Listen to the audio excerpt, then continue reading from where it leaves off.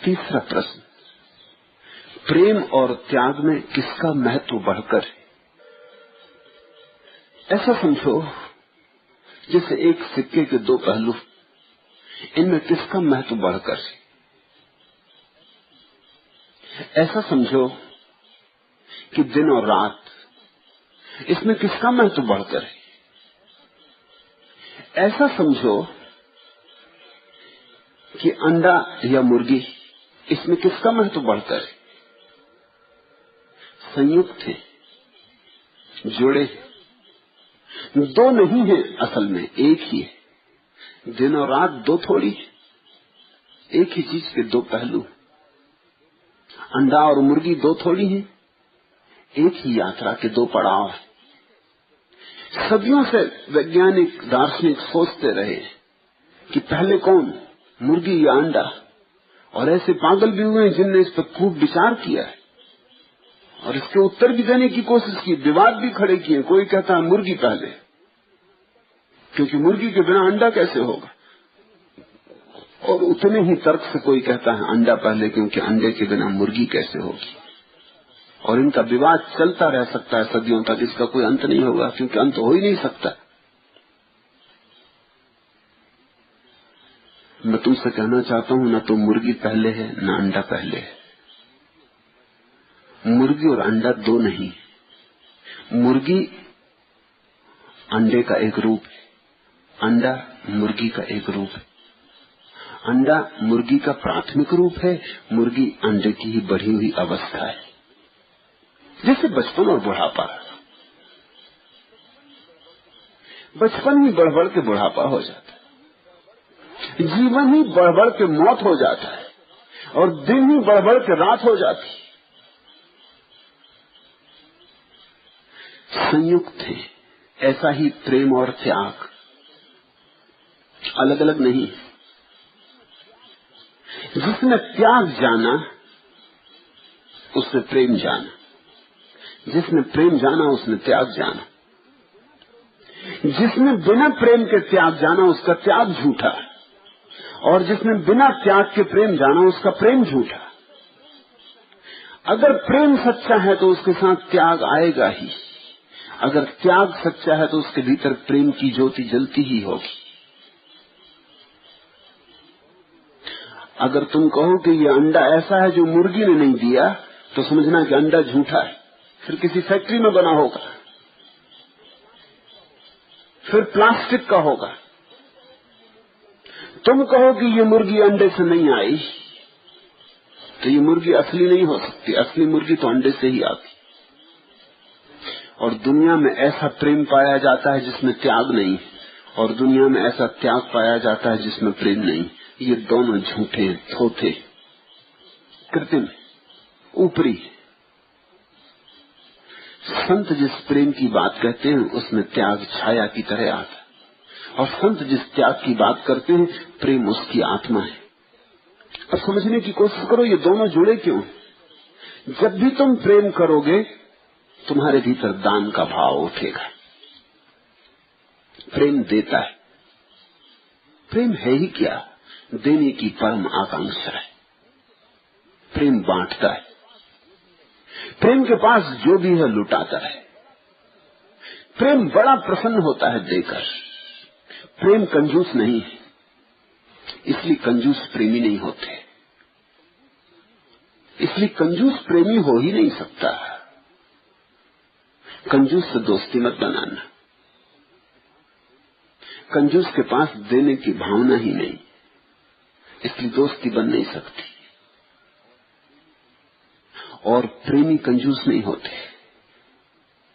मनोवैज्ञानिक भी इस बात से राजी कि जिनके जीवन में बहुत प्रेम है वे कभी बहुत धन संपत्ति पद इकट्ठा नहीं कर पाते। करेंगे कैसे, इधर आया नहीं कि गया नहीं। उनके हाथ सदा खुले, मुक्त आकाश बढ़ता रहता। और जो धन पद इकट्ठा कर पाते हैं, एक बात पकड़ लेना, उनके जीवन में प्रेम नहीं पाओगे, प्रेम का स्वर ही नहीं पाओगे। वहां तो इकट्ठा करने की दौड़ इतनी है कि बांटने का सवाल ही कहां उठेगा। एक पैसा देने में भी घबराहट होगी, बेचैनी होगी। एक पैसा कम हो गया, देने का मतलब वहां कम हो जाना है, और प्रेम की दुनिया में देने का मतलब प्रेम का और बढ़ जाना है। प्रेम जितना देता है उतना बढ़ता है। तो प्रेम का अर्थ ही होता है अपने को बांटने की क्षमता है। तो त्याग अपने आप आता है, लेकिन ये त्याग बड़ा अनूठा है। ये त्याग जैन मुनि जैसा त्याग नहीं है, वो त्याग थोथा है। ये प्रेमी का त्याग है, ये मलुकदास का त्याग है, ये महावीर का त्याग है, लेकिन जैन मुनि का त्याग नहीं। ये वैराग्य नहीं है। फर्क समझना। एक आदमी धन छोड़ देता है क्योंकि अगर धन को पकड़े रहेगा तो नरक जाना पड़ेगा, ये भय के कारण धन छोड़ रहा है। और एक आदमी इसलिए धन छोड़ देता है कि दूसरों को जरूरत है, जिनको जरूरत है उन्हें दे देता है। ये आदमी प्रेम के कारण धन छोड़ रहा है। दोनों धन छोड़ रहे हैं, लेकिन दोनों के छोड़ने की प्रक्रिया बड़ी अलग है और दोनों के परिणाम अलग है। जिस आदमी ने धन नरक के डर से छोड़ा, इस आदमी ने त्याग तो किया, लेकिन इसके त्याग में प्रेम की आत्मा नहीं, बुझा हुआ त्याग है। इसलिए अपने त्याग का गुणगान करेगा, ये कहेगा कि मैंने कितना छोड़ दिया, कितना छोड़ा। ये त्याग के ऊपर सिंहासन बना के बैठ जाएगा। ये त्याग से अकड़ जाएगा कि देखो मैंने लाखों छोड़ दिए। इसने किसी को दिए नहीं, छोड़े। इसने बांटे नहीं, ये भागा है, ये भय से भागा है। ये तो ऐसा ही समझो कोई तुम्हारी छाती पर पिस्तौल लगा दे और कहे कि खाली करो जेब, और तुम जल्दी से जेब खाली कर दो, कहो कि लो महाराज सब त्याग कर दिया। ये त्याग हुआ? नरक की पिस्तौल लगी छाती पर और तुमने छोड़ दिया, ये त्याग हुआ? ये त्याग नहीं। त्याग बड़ी और बात है। त्याग का मतलब है तुमने देखा कि तुम्हें जितनी जरूरत है उससे ज्यादा जरूरत दूसरे की है। तुमने देखा कि इसे रोक रखने में तो कोई भी सार नहीं है, बहुत लोग वंचित रह जाएंगे। तुमने देखा कि ये धारा तो बहती रहे, ये सबकी है, मेरा इसमें क्या है? हवा सबकी, आकाश सबका, सब सबका है, इसमें मेरा क्या है? तुमने ममत्व न रखा क्योंकि तुमने देखा कि सब पर सभी मालिक है। तुमने मालिकियत न रखी प्रेम के कारण। तो तुम्हारे त्याग में एक अनूठी गरिमा है, एक गौरव। और तब तुम इस त्याग की बात ही ना करोगे, तब तुम्हें इस त्याग का स्मरण भी ना आएगा। ये त्याग तुम्हारे अहंकार का आभूषण न बनेगा। और अगर त्याग अहंकार का आभूषण बन जाए तो चूक गए, तीर चूक गया, निशाना नहीं लगा। त्याग का जब पता भी नहीं चलता, तभी एक सूफी कथा है। एक सूफी फकीर परमात्मा की प्रार्थना में ऐसा गहरा तल्लीन हो गया कि एक फरिश्ता प्रकट हुआ और उसने कहा कि प्रभु ने मुझे भेजा है, तुम कुछ वरदान मांग लो। उसने कहा लेकिन मुझे कुछ कमी नहीं है, मुझे जो चाहिए जरूरत से ज्यादा मिला है, उसका प्रेम मेरे प्रति अपार है, धन्यवाद, मुझे कुछ चाहिए नहीं। लेकिन फरिश्ते ने कहा कि नियम के विपरीत, जब भगवान किसी को आशीर्वाद देने के लिए भेजता है तो लेना ही पड़ता है, ये तो अपमान हो जाएगा, तुम्हें लेना पड़ेगा। तो उसने कहा बड़ी मुश्किल में डाल दिया, तो तुम ही सुझा दो क्या ले लूं, क्योंकि मुझे कुछ याद नहीं पड़ता, मेरे पास जरूरत से ज्यादा, मैं तो बांटता हूं। उसके प्रेम ने मुझे ऐसा भर दिया है कि मैं बांटता हूं और बढ़ता जाता है, जो मेरे पास है बांटता रहता हूं और कभी कुछ कमी होती नहीं। अब तुमने एक अजीब मुश्किल खड़ी कर दी, तो तुम ही बता दो। तो उस फरिश्ते ने कहा कि कुछ भी ऐसी बात मांग लो जिससे दूसरों का भला हो। समझो कि तुम्हारे छूने से कोई बीमार ठीक हो जाए, कि तुम्हारे छूने से कोई सूखा वृक्ष हरा हो जाए, ऐसी कुछ बात मांग लो कि तुम्हारे हाथ में संजीवनी का प्रभाव आ जाए।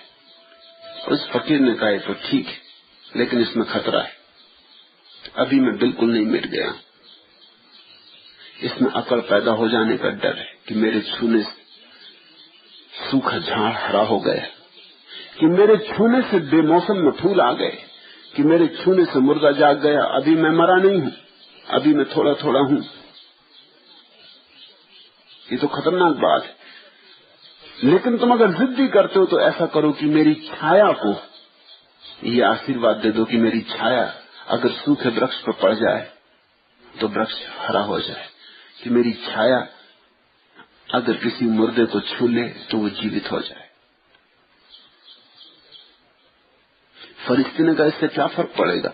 उसने कहा इससे फर्क पड़ेगा, मैं पीछे लौट के कभी देखूंगा ही नहीं। तो छाया से जो होगा छाया जाने, मेरा इससे कुछ संबंध न जुड़ेगा। और तब कहते हैं वो फकीर भागता रहता था, एक गांव से दूसरे गांव, एक मोहल्ले से दूसरे मोहल्ले, एक आदमी से दूसरे मोहल्ले, और उस फकीर ने फिर जिंदगी में कभी पीछे लौट के नहीं देखा। बस वो दौड़ता रहता कि जितने ज्यादा लोगों को छाया उसकी लग जाए तो कोई बीमार ठीक हो जाए, कोई मुर्दा उठ जाए, कोई वृक्ष सूखा था हरा हो जाए, कोई पानी का स्रोत सूख गया था तो झरना प्रकट हो जाए। मगर वो भागता रहता था, वो पीछे लौट के नहीं देखता था, वो कभी एक गांव में नहीं रुकता था, क्योंकि जितने दूर दूर भाग सके और जितने लोगों पर उसकी छाया पड़ जाए उतना ही अच्छा। और उसे कभी याद भी नहीं पड़ा कि कौन कौन ठीक हुए, उसने कुछ हिसाब भी न रखा। अगर तुम उससे पूछते जीवन के अंत में, खुद परमात्मा पूछता, तो वो नहीं बता सकता था कितने मुर्दा जिए, कितने वृक्ष हरे हुए, कितने झरने बहे, कितनी बीमारियां मिटी। उसके पास कोई हिसाब ना होता। प्रेम हिसाब जानता ही नहीं, प्रेम पीछे लौट के देखता ही नहीं, प्रेम में गणित का उपाय ही नहीं। तो तुम पूछते हो प्रेम और त्याग में किसका महत्व बढ़कर है? ये महत्व बढ़कर है ऐसा प्रश्न ही उठाना गलत है। प्रेम के पीछे त्याग आता, त्याग के साथ प्रेम आता। लेकिन अगर तुम्हारे प्रश्न का ये अर्थ हो कि हम कहां से शुरू करें, तो मैं तुमसे कहूंगा प्रेम से शुरू करो, क्योंकि त्याग से शुरू करने में भूल हो सकती।